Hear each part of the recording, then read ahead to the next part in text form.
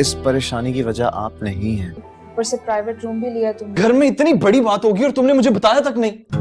यार बताने वाली थी का क्या मतलब होता है? मसला है ना, मुझे खुद नहीं पता। मैंने तुम्हें कितनी दफा पूछा कि प्लीज मुझे बताओ क्या कोई मसला है? वो अभी तो होश में नहीं है। ड्रामा सीरियल नकाब के आने वाले एपिसोड में आप देखेंगे कि लैला का यूं ईमान को धमका कर जाने के बाद जैसे इस बात का इल्म बिलाल को हो जाएगा तो बिलाल कॉल करेगा लैला को और उसे कहेगा कि तुम्हें क्या जरूरत थी ईमान को ये सब कुछ कहने की। इस पर वो उसे कहेगी कि जिसकी वजह से तुमने मुझे तलाक दी है तो क्या मेरा ये भी हक नहीं है कि मैं उसे ये सब कुछ कहूँ। वो उसे कहेगा कि मैंने उसकी वजह से तुम्हें तलाक नहीं दी और तलाक तुमने मांगी थी मुझसे, मैंने नहीं दी थी। मैं तो शुरू से ही रिश्ते को बचाने की कोशिश कर रहा था पर तुमने शादी के दिन ही ये शर्त रखी थी कि मैं तुम्हें छोड़ दूंगा। तो अब ये इस तरह की बातें करने का क्या फ़ायदा है। वो उसे कहेगी कि तुम उसके पीछे इसलिए पड़े थे क्योंकि वो अब असिस्टेंट कमिश्नर बन गई है। सच क्यों नहीं कहते कि तुम भी ओहदे ही के पीछे पड़े थे कि तुम्हारी लाइफ सेटल हो जाएगी। इस पर बिलाल उसे कहेगा कि इतनी बड़ी प्रॉपर्टी का मालिक